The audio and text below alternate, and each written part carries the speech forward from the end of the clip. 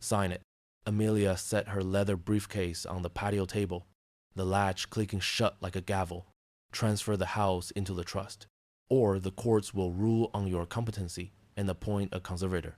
Daniel crossed his arms, his voice as cool as a doctor reading a diagnosis. Living alone at your age is a risk. Don't cling to the past. This house needs new management. I glanced at the dirt still under my fingernails. Is this a visit or a foreclosure? Amelia's lips curled. Call it what it is. Dad. Asset optimization. You'll thank us after a few months of care. In Marblehead. Supervised. Daniel added the final blow. Mom would have wanted you to be safe. I looked up. Your mother wanted honor. What have you brought here?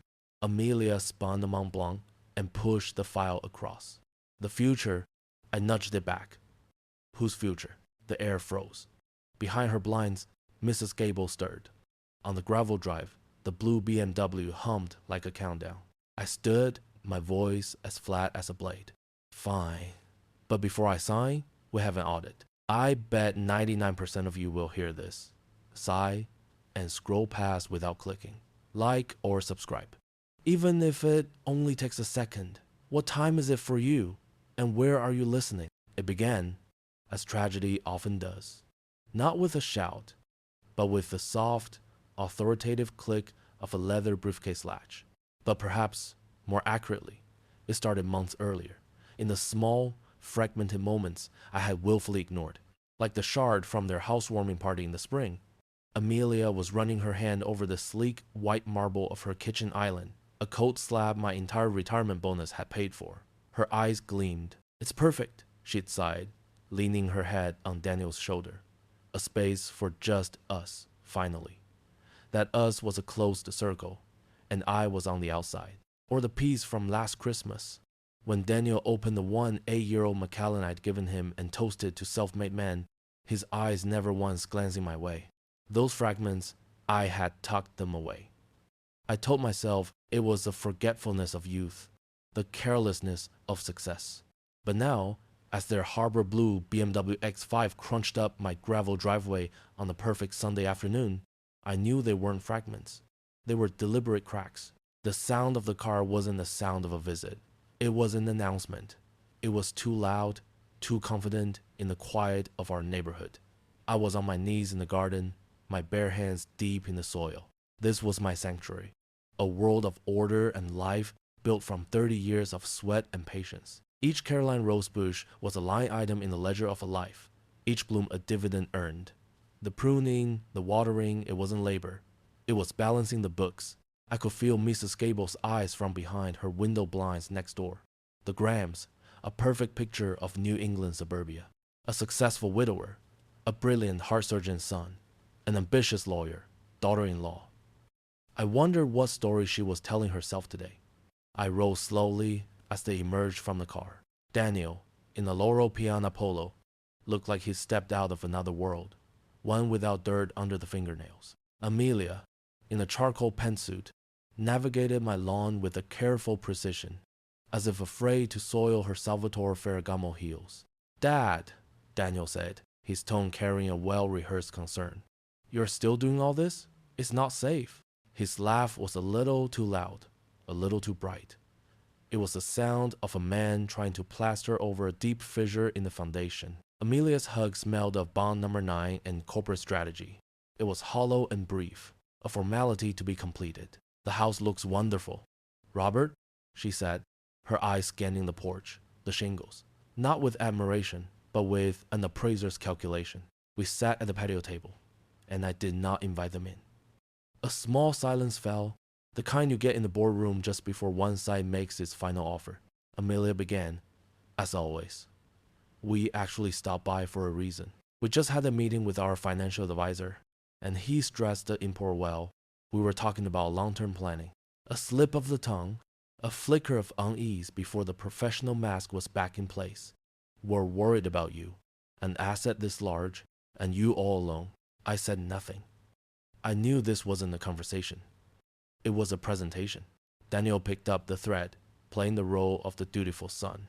Dad, we've noticed on our recent calls a certain cognitive latency. You forget details sometimes. Speaking from my medical expertise, living alone at your age is an unnecessary risk. They were a well-oiled machine. Amelia on finance, Daniel on health, a pincer movement designed to encircle and neutralize. They were building a case against me, right in front of me, using the sterile language of the boardroom and the clinic. Asset optimization, risk mitigation, cognitive latency. And then Daniel delivered the blow they had surely rehearsed. Mom would have wanted you to be taken care of. She wouldn't have wanted you clinging to the past like this. That's when the cracks shattered. They thought Caroline's name was their weapon. They didn't realize that for me, her name was the flag. And a man never lets his flag be taken. The grief I had carried for 5 years vanished. All that remained was the cold, crystalline clarity of a battle that had to be won. I looked at them, truly looked at them for the first time in years. I didn't see my son or my daughter-in-law. I saw a partnership, a business entity with a single objective. And then Amelia, perhaps sensing the shift in the air, decided to end the charade. She placed her briefcase on the table. The click of the latches echoed in the garden's stillness. "Robert," she said, her tone now purely prosecutorial, "we've prepared a mutually beneficial solution." She opened the case and produced a leather-bound document. "This is a proposal for a trust. 1, 2, 3. You will transfer ownership of the house into it, with us as trustees. In return, all your expenses at a top-tier assisted living facility will be covered for life. 4, 5. She paused, letting the weight of the offer sink in.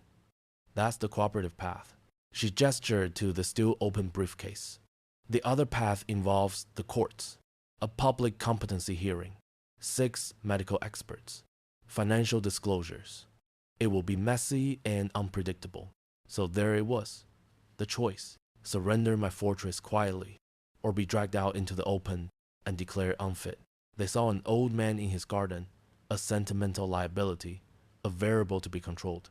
They did not see the man who spent 40 years auditing multinational corporations, the man who could spot a single fraudulent digit in a balance sheet a mile long. That part of my brain, the part that had been dormant since retirement, the part I thought I'd never need again, suddenly hummed to life with a low, satisfying thrum. They thought they were staging a takeover. They didn't realize I was about to begin my final audit. Faced with their cold proposition, I did what any good auditor does when confronted with a complex balance sheet. I went silent and I thought. My silence stretched. 10 seconds, 20, long enough for the polish on Amelia's confidence to show the faintest of cracks. A minute twitch at the corner of her eye. Daniel began to tap a restless finger on the glass tabletop. And then I did the one thing they never expected. I smiled. It was not the warm smile of a father. It was the smile of a CEO who has just heard a naive takeover bid from a fledgling startup. "An interesting proposal," I said, my voice unnervingly calm. "Very thorough. You've clearly given it a great deal of thought. But this is a major decision, not something to be decided over a patio table. My attorney is David Sterling. Let's schedule a meeting at his office. Shall we say next Friday, 10 a.m. The confusion was playing on their faces. It was not in their script. They had prepared for anger, for pleading, or for tearful capitulation. They had not prepared for methodical cooperation. They thought lowering up was a sign of weakness, an old man needing representation. They didn't realize I had just moved the battlefield to terrain of my own choosing. Of course, Amelia recovered quickly, her professionalism snapping back into place, though I could see the suspicion in her eyes. Friday, Mr. Sterling's office. They rose, the meeting ending as abruptly as it had begun. They left with the same cool efficiency, leaving the briefcase and its proposal like a ghost on the table. When the crunch of the BMW's tires on the gravel had faded completely, I stood alone in the silence of the garden. The icy clarity of battle receded, and for a moment, my fortress walls crumbled. I walked into the house, which now felt cavernous and terribly empty. Each tick of the grandfather clock in the hall, a wedding gift from Caroline's parents, sounded like a taunt. I stopped at the photograph on the mantel. It was from the summer Daniel was 10. Caroline and I stood side by side, beaming with the pride of having built the deck ourselves. Behind us, Daniel grinned, a smudge of dirt on his cheek, holding up an earthworm. A wave of pure, potent grief, so strong it nearly buckled my knees, washed over me. It wasn't just grief for the wife I had lost. It was grief for the son I thought I'd had. Had I built a man, or had I merely bankrolled the construction of a facade? But grief is a luxury, is a warm blanket on a cold night, but it cannot protect you from a storm. And the storm was here. The feeling that rose in me was not sorrow. It was cold and hard and clear, like a layer of ice forming over a deep lake. I turned, crossed the living room, and walked to the door at the end of the hall. The door to the basement. It groaned as I opened it. A familiar sound Caroline used to say was the house shifting in its sleep.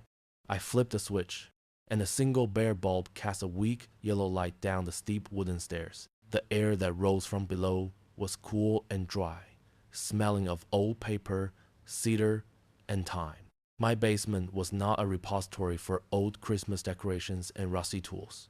This was my real office. After I retired, I had moved my entire professional life down here, unable to completely let go of the order and logic that had defined me. This was a sanctuary of numbers, a place where everything had a column, a ledger, and a reason. And in the center of the room, like steel monoliths, stood a bank of four-drawer filing cabinets, fireproof, locked. I slid open the top drawer of the first cabinet. The hanging files glided with a soft whisper, each label perfectly typed, impeccably aligned. I was not a father looking through keepsakes. I was an investigator opening a cold case, the case file on my son. I picked up the phone, a heavy, old-fashioned desktop model. I punched in a number I knew by heart. It rang twice. David Sterling. The voice was familiar and solid. David, I said. It's Robert. Robert, good to hear from you. How are the roses? The roses are fine, I replied, my voice flat. The sun is not. The warmth in David's voice vanished, replaced by the sharp focus of an attorney. What happened? I told him everything, dispassionately, as if reading from an audit report.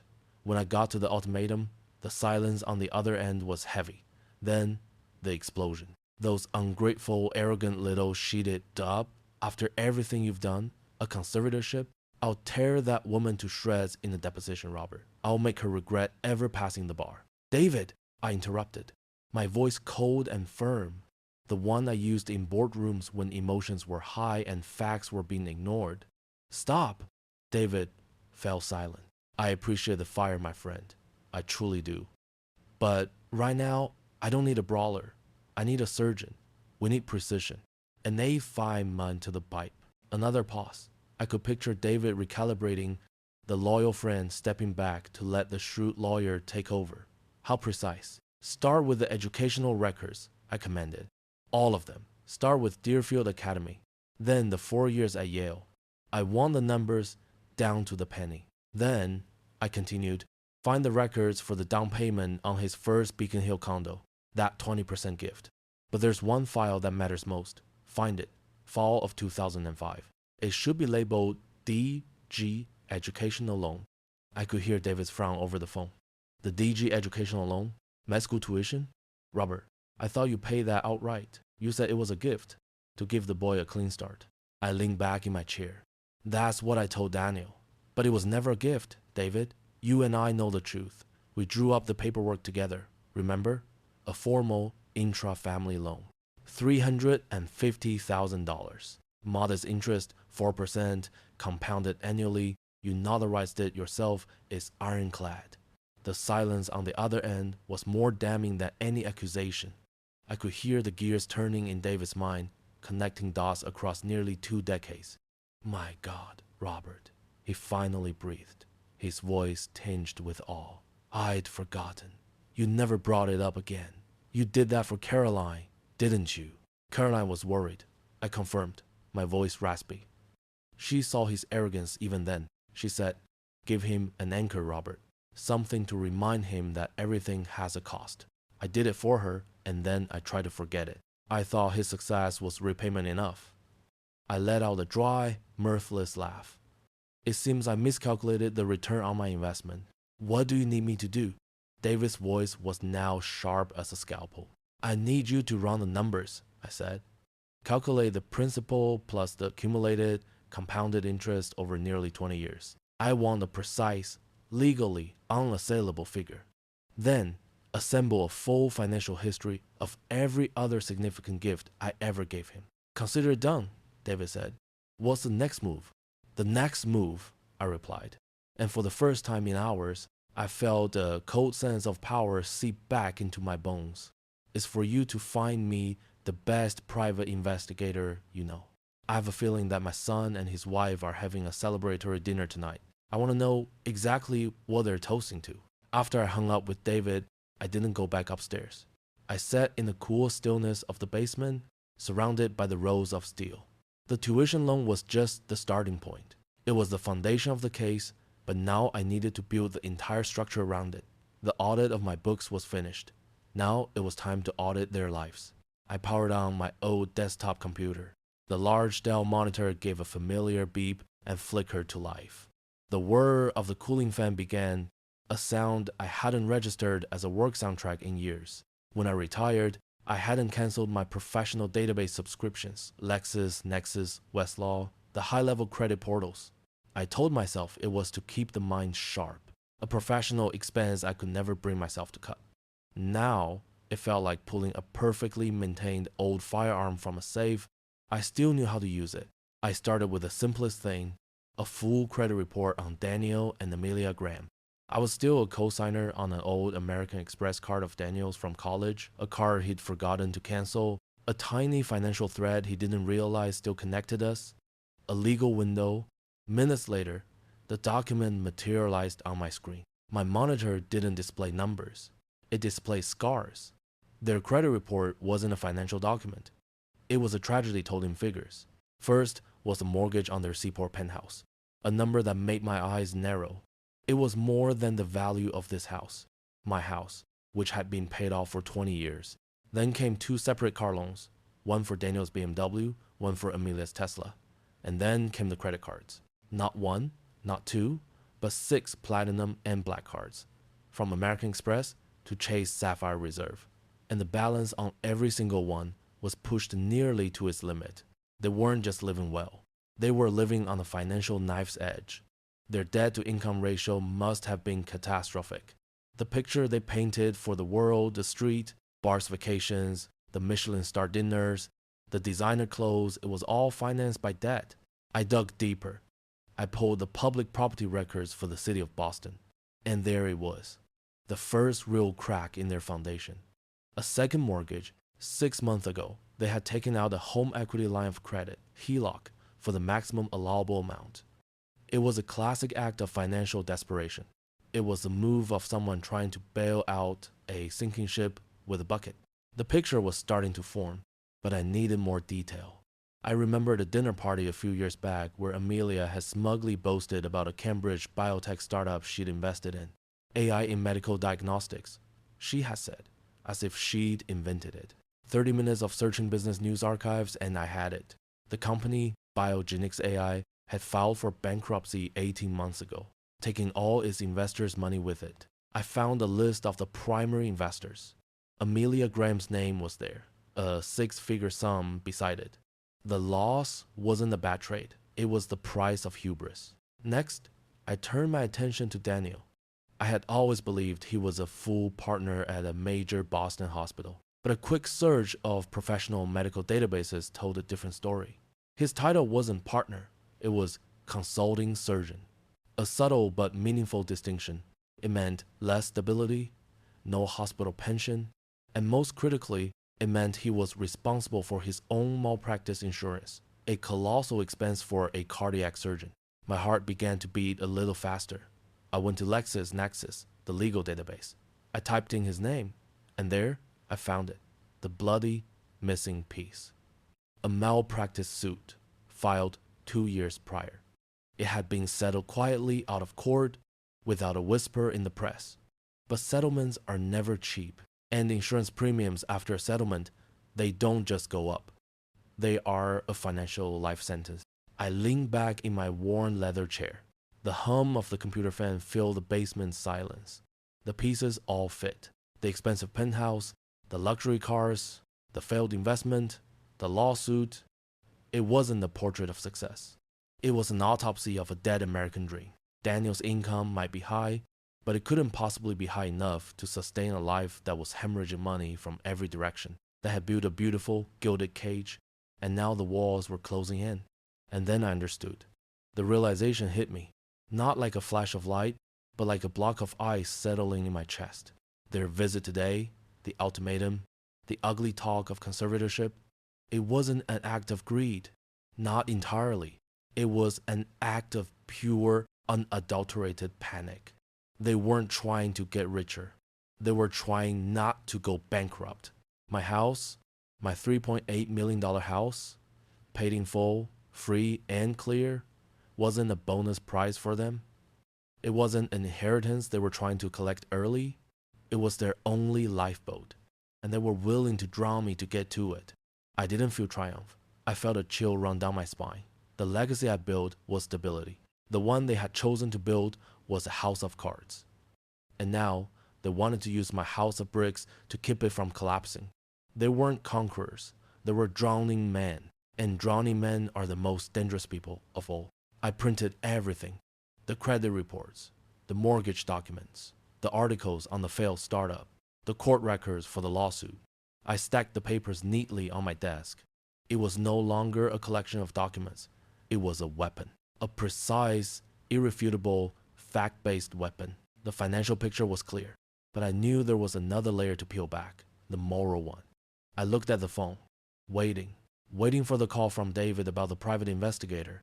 The financial audit may have been over, but the audit of their souls had just begun. David's man was named Peterson, an ex-Boston PD detective who, in David's words, could make himself as invisible as a crack in the pavement. And so on that Sunday evening, while I sat in my basement analyzing the cold numbers of their financial ruin, Peterson was sitting at the Bar of Moo, an opulent Beacon Hill steakhouse of dark mahogany and soft leather. He ordered a club soda with a lime and looked like any other businessman waiting on a late colleague, his eyes scanning his phone, but his phone was not idle.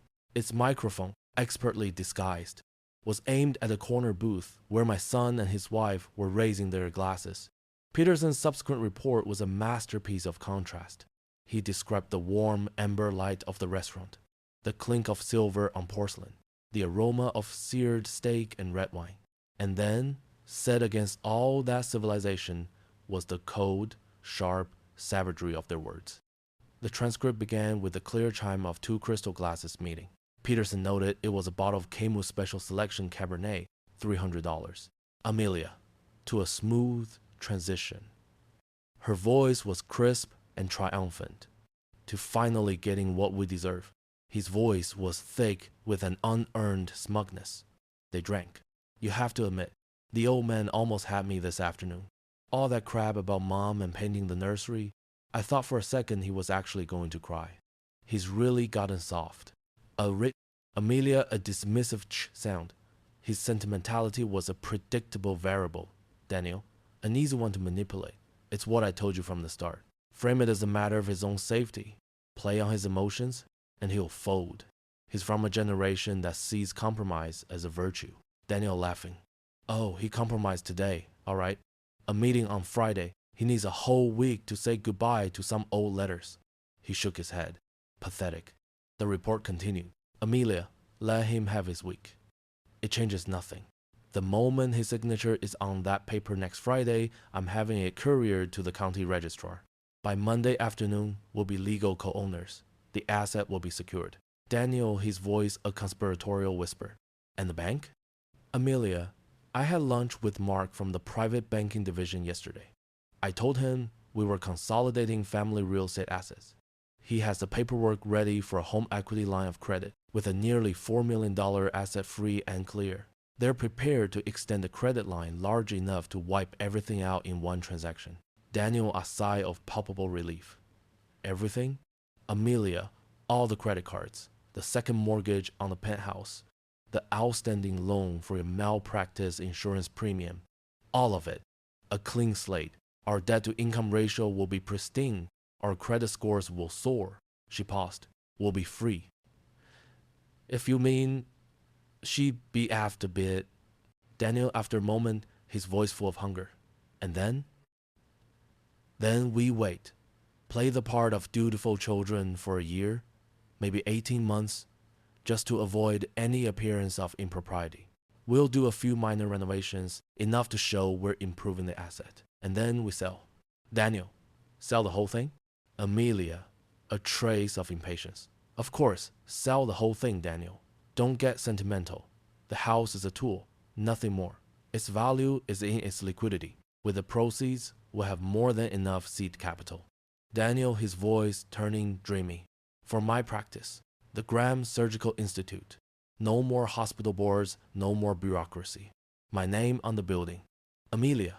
And for my campaign. An exploratory committee for the state senate race requires significant initial funding. Amelia Graham for Senate. It has a certain power to it, don't you think? They were silent, dreaming of futures built on the wreckage of my life. And then Daniel asked the question that sealed their fate. So what about that? Once the house is sold, what do we do with him? Amelia's voice was utterly devoid of emotion. It was the voice of someone arranging a logistical problem, like booking a storage unit. Amelia, I've already done the preliminary research. There are several high-end assisted living facilities along the North Shore, places with manicure gardens, 24-hour medical staff, planned social activities. I have my eye on one in Marblehead, with excellent reviews. Daniel, a slight hesitation, perhaps the last flicker of a conscience. Is that really necessary? Amelia, her voice cutting like glass. Be realistic, Daniel. We're not having him live with us in the city, and we can't have him living alone. It's a liability. This is the most humane solution. He'll be comfortable. His meals will be cooked. And most importantly, she said, her voice dropping for the final, cold word, he'll be supervised. Supervised. A ward. A problem to be managed and contained. The recording captured the sound of their glasses clinking one last time. To the future. To the future. Peterson stopped the recording, paid for his club soda in cash, and walked out into the cool Boston night. A few hours later, an encrypted audio file was in my inbox. I didn't need to listen. David had it transcribed. I read every word, and any pity I might have felt for their desperation was scoured clean from my soul. Amelia didn't know it, but with that single word, she wasn't planning my future. She was writing the eulogy for her own Senate campaign. The audit of their finances may have been over, but the audit of their souls had just begun. And I had all the evidence I would ever need. On Friday morning, I didn't choose a suit. I chose an old, charcoal gray cashmere sweater, the one Caroline used to love. The cuffs were a little frayed. I wanted to look like a man who had lost his will to fight. When David came to pick me up, we didn't talk strategy. We talked about the weather. David Sterling's office was on the second floor of an old brick building in the center of town, with creaking oak floors and the faint, lingering smell of old paper and integrity. It was a world away from Daniel and Amelia's universe of steel and glass. Before they arrived, I had one final instruction for David. Keep your files looking messy, David, I said, as if you were up all night, looking for a loophole and finding none. David, an actor of no small talent himself, did just that. When Daniel and Amelia walked in, punctual, confident, and smelling of victory, they saw me slumped in the client chair and my attorney behind a chaotic stack of papers, looking tired and defeated. Amelia took control immediately, wasting no time on pleasantries. Thank you for arranging this, David. Robert, our goal today is to make this transition as smooth as possible. She placed a new, even thicker document on the table. I've taken the liberty of drawing up all the necessary paperwork. It's very standard. Daniel leaned forward, coating his wife's ruthlessness in a saccharine layer of feigned concern. Dad, what Amelia means is that we're doing this because we love you. We just want you to be safe. David sighed, playing the part of the outgone country lawyer to perfection. My client, he began, but Amelia cut him off. David, let's be realistic. This is the best solution for everyone. The entire opening act played out exactly as I had foreseen. They were confident, they were condescending, and they were completely off their guard. Finally, David turned to me, his face a mask of resigned defeat. Robert, what do you think? This was my cue. I took a long, shaky breath. I looked out the window at the oak trees swaying in the breeze, as if I couldn't bear to look my own children in the eye. I remember the day we painted Daniel's nursery. I began, my voice hoarse. I was using the very words they had mocked over their dinner. Caroline painted little clouds on the ceiling herself. She said she wanted his first dreams to be of the sky. I saw a flicker of impatience in Daniel's eyes. He didn't want sentiment. He wanted a signature. She loved this house, I continued, letting my voice crack just a little. But she would have wanted her son to have peace of mind. She would have wanted me to be safe. I looked down at the documents on the desk, as if they were a death sentence. I let out a long, broken sigh. You're right, I'm tired. The house is too much. Too many memories. I looked up, letting my eyes purposefully well with tears. I was sighing. The air in the room changed instantly. The tension vanished. I saw Daniel's shoulders relax. A small, almost imperceptible smile passed between him and Amelia. A pure flash of triumph. It had worked. Amelia pushed the document and a heavy Mont Blanc pen across the table. I think this is for the best, Robert. The pen came to a stop just before my trembling fingers. I reached for it slowly. And then, just as my fingertips were about to graze the cool metal, I pulled my hand back. I looked up, my face a picture of vulnerable confusion, but not today. The smile on Amelia's face froze. Her eyes were razor sharp. What do you mean, not today? It's just so sudden, I stammered. There's so much in the house. Your mother's things, her letters, the paintings she did. I need a few days, just a few days, to go through them, to say goodbye to the life we had there. I can't sign it all away in a single moment. It was a calculated performance, a request based not in law, but in humanity. David seized on it instantly, his voice like that of a man begging a small favor. It's a reasonable request, Amelia, a humane one. You're asking him to give up his home. All he's asking for is 1 week. 1 week to prepare himself emotionally. The papers will still be here next Friday. I could see Amelia's lawyer brain screaming alarms. A delay was dangerous. A week was a lifetime in a negotiation. But before she could object, I looked at Daniel. I wasn't aiming for her brain, I was aiming for his ego. And Daniel, blinded by the victory and wanting to appear magnanimous in his moment of triumph, walked right into it. He placed a hand on Amelia's, a gesture that was both reassuring and commanding. Of course, Dad, he said, his tone the patronizing grace of a king granting a boon. We completely understand. This is an emotional time. Take the week. We're not monsters. I almost laughed. We're not monsters. The transcript in David's briefcase said otherwise. Amelia was clearly furious. I could see it in her clenched jaw, but she was neutralized by her husband's ego. To object now would make her look like the heartless villain. She was socially cornered. She chose to keep the peace, and it was a fatal mistake. Next Friday then, she said through gritted teeth, forcing a rigid smile. They rose, collected their things, and left the office with the confident stride of conquerors. The heavy oak door shut behind them, leaving David and me in the quiet room. We said nothing for a full minute. I watched the dust motes dance in the shaft of sunlight coming through the window. Then, slowly, I sat up straight. My stoop vanished. The exhaustion in my eyes evaporated, replaced by a look as hard as steel. David took the messy pile of files in front of him and, with one smooth motion, squared it into a perfect, crisp block. He looked at me, a slow grin spreading across his face. Did they take the bait? He asked. I picked up the Mont Blanc they had left on the table, feeling its weight in my hand. Hook, line, and sinker, I said. The trap was set. A week had been granted. But the real trap wasn't this meeting. The next 7 days were the main event. And I, a man who had relied on strength and competence his whole life, had now learned that sometimes the most powerful weapon is the illusion of fragility. 7 days. For Daniel and Amelia, It was 7 days of smugness curdling into impatience, and finally into a creeping unease.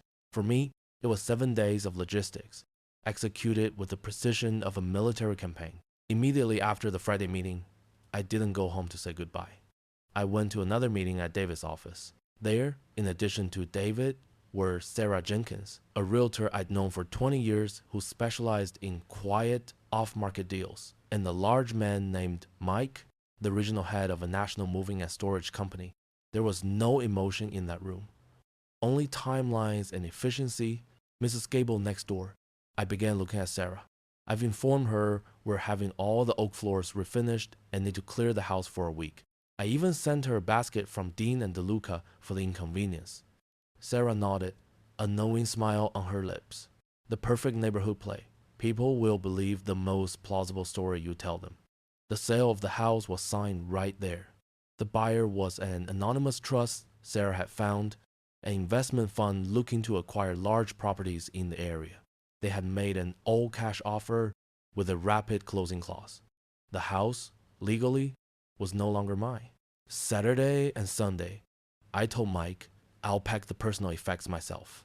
I need your crew on site at 7 a.m. Monday, everything must be cleared from the property by 5 p.m. Thursday, no exceptions. Mike gave a single, firm nod. We'll get it done, Mr. Graham. And so, while Daniel and Amelia were likely celebrating their victory over the weekend, I was in the house, not reminiscing, but taking inventory.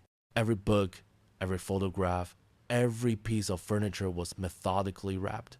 Most of it would go into long-term storage, some would be donated. While clearing the attic, my hand fell on an old shoebox. Inside were the first letters Caroline had ever written me, her looping script on pale blue stationery. I allowed myself one moment, a single moment to breathe in the smell of old paper, to let the grief wash over me. Then I closed the box, labeled it personal with a black marker, and set it apart from the rest. This was not an asset to be inventoried. This was a piece of me. By Monday morning, Mike's crew arrived on schedule. Men in blue uniforms worked in quiet, efficient waves. The house began to empty, the sound of their footsteps echoing on the hardwood. Each box was labeled with a code, not a name. It was an evacuation, not a farewell. Also on Monday, the first call came. It was Daniel. Dad, just calling to check in.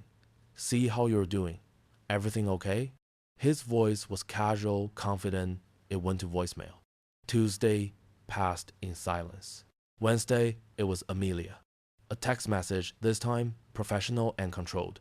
Robert, just wanted to confirm we're still on for Friday at 10. If you need any help with the packing, please let me know. I read the message and deleted it. My silence, I knew, was a form of psychological torture. It was off script. A sentimental old man was supposed to call, to weep, or to at least show some sign of weakness. This complete radio silence was a variable they had not accounted for. By Thursday evening, the house was completely empty. Nothing remained but the smell of industrial floor, cleaner, and absence. Mike's crew had finished ahead of schedule. I walked through the rooms, the sound of my own footsteps strangely loud. It wasn't my home anymore. It was just a structure. My phone rang again. This time, as I glanced at the screen, I saw Daniel's name. I decided to answer, but said nothing. On the other end, I could hear their voices, likely on speakerphone. Dad, are you there? Daniel's voice had a note of panic in it. Then I heard Amelia in the background, sharp. I told you something was wrong, Daniel. This silence isn't normal. He's just playing games, Daniel replied, trying to reassure his wife and himself. His laugh over the phone was a little too loud, a little too strained. He's trying to make us feel guilty. Let him. It will all be over tomorrow. I quietly hung up the phone. The cracks in their alliance were widening. I spent that last night on a sleeping bag in the empty living room. On Friday morning, I woke before dawn, made a cup of black coffee on the single machine I had kept out. I sat on the floor, looking out the window, surveying my old kingdom one last time. At 9:30, exactly as predicted, my phone buzzed with a text from Daniel. We're on our way. The moving truck will be there at noon. His arrogance was still intact. I took a calm sip of my coffee. Then I picked up the phone. My fingers moved slowly over the screen, choosing each word with care, like an auditor writing the final note on a report that will change everything. Everything's ready for you, son. I left an envelope for you on the mantelpiece. Read it before you unload anything. I hit send. The message vanished into the digital ether. The bait was laid. The key was in the lock. All that was left was for them to walk through the open door and discover the room was not at all what they were expecting. I bet 99% of you will hear this, sigh, and scroll past without clicking like or subscribe, even if it only takes a second. What time is it for you, and where are you listening?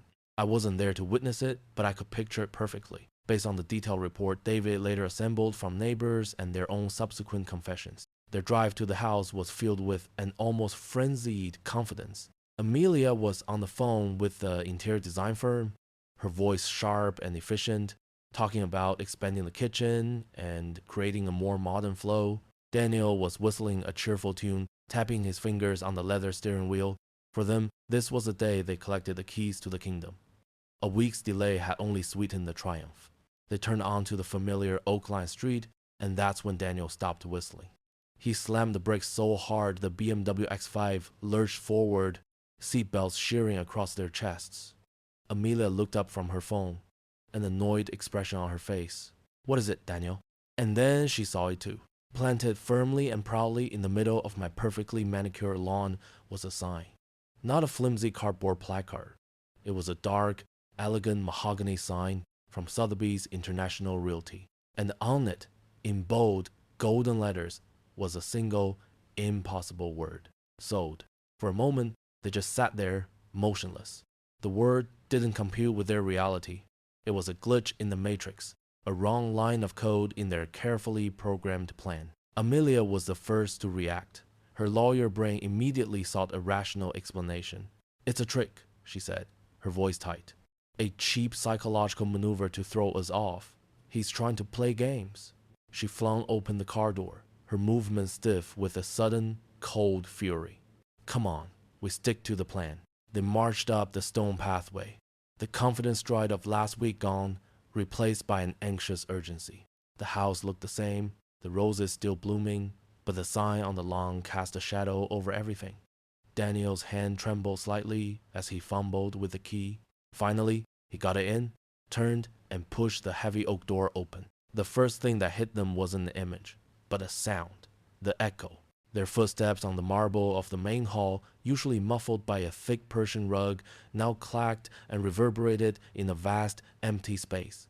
They froze, eyes wide with disbelief. The house was empty, completely, utterly empty. The rug was gone. The grandfather clock was gone. The portraits on the walls, the antique console table, the crystal chandelier, all vanished. The air no longer smelled of lemon polish and old wood, but of industrial cleanser and fresh paint, the anonymous scent of a neutralized asset, stripped of all personality, all life. They moved slowly into the living room. The morning sunlight streamed through the large, bare windows, illuminating a space that was no longer a home, but a hollow architectural shell. Faint scuff marks on the floor where the sofa once sat, a faint outline on the wall where Caroline's favorite painting had hung. It was like the crime scene of a life erased. And then they saw it. In the center of the vast, empty room, sitting alone on the cold marble of the mantelpiece, was a single object. A thick manila envelope. My handwriting was on the outside, clear and steady. Danielle, Amelia, Graham, they approached it as if it were a bomb. Amelia, her face a stark white mask of fury and confusion, snatched it from the mantel. Her hands trembled as she ripped open the flap. Daniel stood close behind, peering over her shoulder. The first document was a thick, official-looking packet. At the top, in bold letters, residential purchase and sale agreement. Amelia's eyes, trained to scan legal text in seconds, flew down the page. She saw the property address. She saw the sale price, $3,800,000. She saw the terms, all cash, no contingencies. She saw the closing date, yesterday. A choked, strangled sound escaped her throat. "It's legal," she whispered, the papers shaking in her hand. "God damn it, it's completely legal. He sold it. Daniel ripped the agreement from her grasp, his face ashen. He stared at the signature line, at my familiar, unwavering signature. The house was gone. Their lifeboat, their prize, their future, dissolved into thin air. But there was more in the envelope. Beneath the purchase agreement was another document, a formal legal notice from David Sterling's law office. Daniel read the first few lines, a look of confusion on his face. What is this? DG educational loan? What kind of joke is this? Amelia snatched the paper from him. Her legal brain understood immediately. She saw the date, 2005. She saw the principal amount, $350,000. And then she saw the meticulous calculations below, showing nearly 20 years of 4% compounded interest. Her finger traced the last line, the final, terrifying figure. "Oh my God," she gasped. "This wasn't a gift, Daniel. This was a loan, with interest. We owe him nearly $1 million. The foundation of their world had just buckled.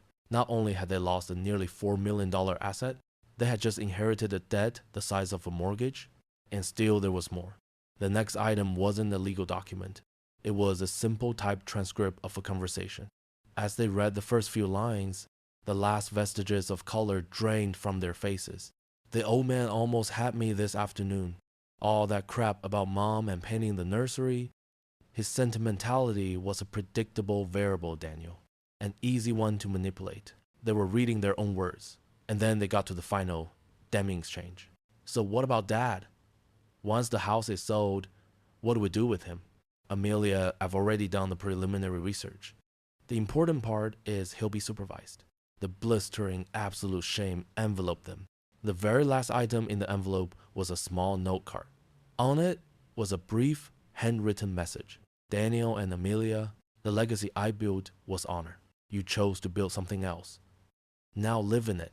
Fortunately, the investment fund that acquired Mr. Miller's property next door was always interested in expanding. They made an offer I couldn't refuse. Robert, Amelia's hands, the hands of a lawyer who had held the fate of corporations, began to shake uncontrollably. The papers, the contract, the debt notice, the damning transcript of her own words slipped from her grasp. They fluttered to the clean, empty floor. Daniel stumbled back, hitting the wall where a family portrait had once hung. Then he slid to the floor, dissolving into a crumpled heap. He sat there, in the vast, empty room, surrounded by the echoes of his own greed. The only sound in that immense, silent house was my son, the brilliant heart surgeon, beginning to sob like a lost, broken child. The air is different here. It has a tang of sea salt and the crispness of a fresh start. I'm sitting on the balcony of a penthouse apartment in La Jolla, California. I chose it not for its size, but for the size of its view. The Pacific Ocean stretches out before me, an endless blue canvas of possibility. The ghosts of the old house don't live here. The silence here isn't an absence, it's a presence.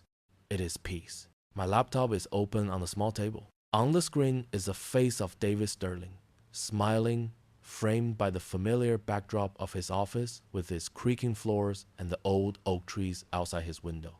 "So, you've gone full California boy, have you?" he says, his voice tinged with humor. "It suits you, Robert. The air is good for the old bones," I reply, taking a sip of tea. "Any news from the other side?" David shakes his head. Radio silence. "My sources tell me they're trying to negotiate with their creditors. The penthouse is on the market. Amelia has withdrawn from all social engagements. They're bleeding," he pauses. "You won, my friend. A complete and total victory." "That war is over, David," I say, my voice gentle. "Let's talk about the future." David nods, his face growing more serious. He picks up a folder. "The final papers are through. Everything is signed and sealed." "Good," I say. "Has the transfer been made?"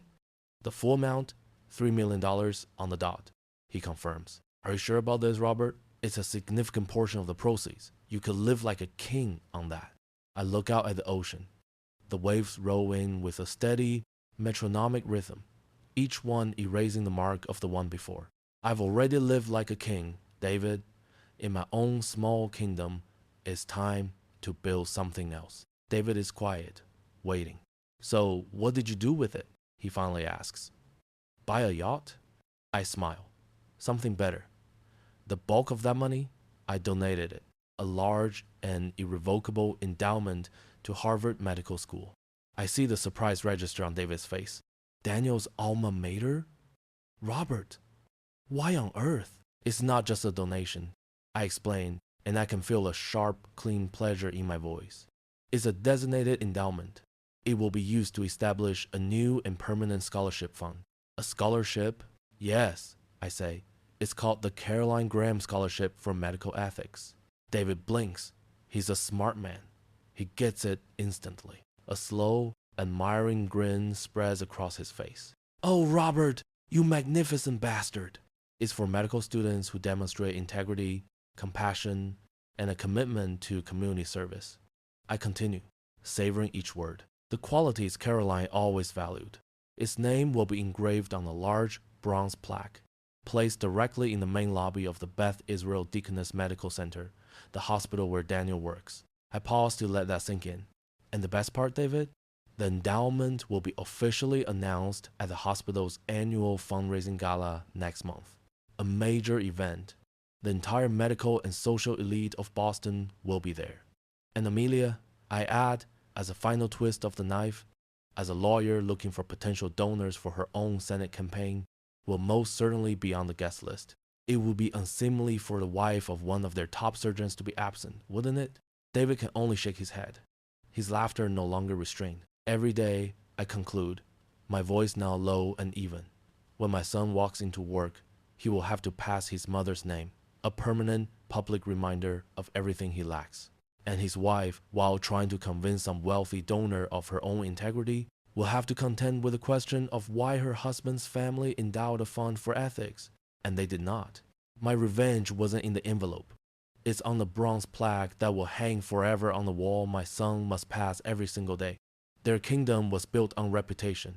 I have simply erected a lighthouse next to it and allowed their shadows to reveal themselves. I'd found a way to win without becoming as ugly as they were. I was building something positive, a true legacy for Caroline, while still ensuring that justice was served in the most exquisitely painful and sophisticated way possible. You really did think of everything, David says, his voice full of awe. I look out at the Pacific, where the sun is beginning to set, staining the sky in streaks of orange and purple. I'm an auditor, David, I say. It's my job to make sure everything balances down to the last penny. That gala will be the final entry in the ledger, and I knew it would be spectacular. I wasn't at the gala. I didn't need to be. David was there, and he recounted every detail to me with an unconcealed, gleeful relish. He was my fly on the wall. The Beth Israel Deaconess Hospital's annual fundraising gala was one of the premier social events in Boston. It was held in the grand ballroom of the Four Seasons, a glittering space of cavernous crystal chandeliers and tables draped in immaculate white silk. Everyone was there. Top surgeons, hedge fund managers, the philanthropists whose names were carved onto the hospital's wings, and, of course, politicians and the politically ambitious. It was the perfect stage. David said that when Daniel and Amelia arrived, they looked like a power couple straight from a magazine cover. Daniel in a Tom Ford tuxedo, Amelia in an emerald green Oscar de la Renta gown. They smiled, they nodded, they shook hands. But David, who had known them since they were children, could see the strain behind the smiles. They looked like people walking a tightrope over a canyon, he said, trying to maintain their balance, knowing that the slightest breeze could send them plummeting. They were seated at the main table, with the hospital's director, Dr. Albright, and a few other major donors. They were trapped, surrounded by the very people they were trying to impress. They couldn't leave. They had to sit there and play their part. After the appetizer course, Dr. Albright took the stage to a round of warm applause. He was a tall man with silver hair and a deep, trustworthy voice. He spoke of the hospital's achievements over the past year, of breakthrough research, and then he moved to the main event of the evening, thanking the donors. And this year, Dr. Albright said, his voice booming through the hall, we are profoundly honored to announce a uniquely generous gift, an endowment that will shape the future of medical education at our hospital for generations to come. David said he glanced over at Daniel's table then. Amelia was smiling politely, likely thinking this was the boring part of the evening. Daniel was whispering something to the person next to him. They had absolutely no idea what was coming. This endowment, Dr. Albright continued, comes from a single, anonymous donor who believes that a true legacy is found not in the name of the giver, but in the impact of the gift. On their behalf, we are proud to officially announce the establishment of. He paused for dramatic effect. The entire ballroom was silent. The Caroline Graham Scholarship for Medical Ethics. David said the silence that followed was the loudest thing he had ever heard. It wasn't the silence of reverence, it was the silence of hundreds of minds rapidly processing information.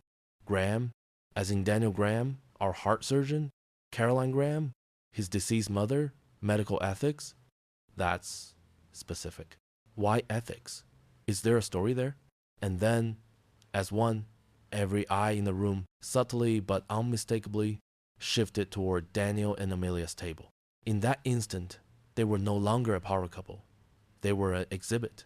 David described how the color drained from Daniel's face, as if someone had pulled the plug. Amelia, with her incredible control, kept the smile fixed on her lips, but David said it looked like a crack in a porcelain mask. Dr. Albright, blissfully unaware of the subterranean drama unfolding, continued with enthusiasm. This scholarship will be awarded annually to a medical student who demonstrates extraordinary integrity, compassion, and dedication to their patients, the very qualities that define the life of Mrs. Caroline Graham. Every word was a hammer blow. Integrity, compassion, dedication. And then came the masterstroke. Dr. Albright smiled and said, "And we are particularly proud that her son, one of our own finest surgeons, Dr. Daniel Graham, is with us tonight. Daniel, would you please stand?" They had no choice. Applause erupted, this time directed at them. David said it was a bizarre sound, a public torture. Daniel and Amelia were forced to their feet, to turn and face the room. They smiled, they nodded, they waved, but their eyes were dead. They had been caught in the perfect social trap, forced to publicly applaud the very weapon that had been crafted to destroy them. Their kingdom was built on the perception of the people in that room, and in one night, its foundations had been ground to dust. They would spend the rest of their careers, the rest of their social lives, answering the unspoken questions that would now hide behind every glance, every handshake. What really happened with your father? Why is there an ethics scholarship in your mother's name? The revenge didn't happen in an empty room. It happened under the spotlights, before hundreds of judging eyes. And it was spectacular. I bet 99% of you will hear this, sigh, and scroll past without clicking like or subscribe. Even if it only takes a second. What time is it for you, and where are you listening? The morning after the gala, my phone buzzed with a short text from David. It was just 3 words. Done. Spectacularly. I read the message, smiled, and then set the phone down. I didn't reply. There was no need. I just sat there on the balcony, letting the Pacific breeze wash over my face and listening to the steady rhythm of the waves on the sand below. There was no sense of triumph, not a flicker of malicious glee. The cold rage that had been a block of ice in my chest had melted away, leaving a profound and quiet peace. The war was over, but the goal, I realized, had never truly been about winning. Legacy, I mused, isn't what you leave behind when you die. It isn't a house or a bank account. Legacy is what you build every day with the choices you make. Legacy is honor. Daniel and Amelia had tried to turn my legacy into a number on a spreadsheet, an asset to be liquidated. They had failed, but my final audit wasn't just about punishing them. It was about balancing my own ledger. It was about redefining my own legacy on my own terms. I hadn't destroyed. I had rebuilt. On the small table beside me, next to my now cold cup of tea, was a silver picture frame. It was my favorite photo of Caroline, taken on Carmel Beach years ago, on a trip where we had dreamed of one day retiring to California. In it, she is laughing, her head thrown back, the late afternoon sun catching the gold in her hair. It was the smile of a woman who knew that the true measure of a life is not in what you possess, but in what you give. The scholarship wasn't a weapon of revenge. It was a continuation of her legacy. It would produce doctors with hearts, who would understand that ethics are not an option, but a foundation. That was the real victory. I thought of Daniel and Amelia not with anger, but with a kind of cold pity. They would have to live in the paper house they had built, forever fearing that a strong wind would blow it all away. They would have to face the echo of their choices in the silence of their expensive dinners and the hollowness of their social circles. That was their sentence, and it was one they had passed upon themselves.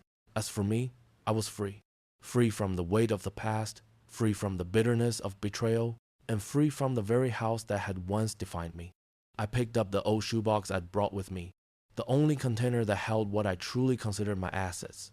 I pulled out one letter, Caroline's script still clear after all these years. "My dearest Robert," it read. "Always remember to build things that last." I found it rewarding today. I smiled, a real, unforced smile. I looked at her laughing face in the frame. "I did it, my love," I whispered to the ocean breeze. "I protected our honor. I built something that will last." I stood up, leaving the tea and the phone behind. I walked down to the beach, took off my shoes, and let the cool waves wash over my ankles. The sky was vast, the ocean endless. Before me was a blank page.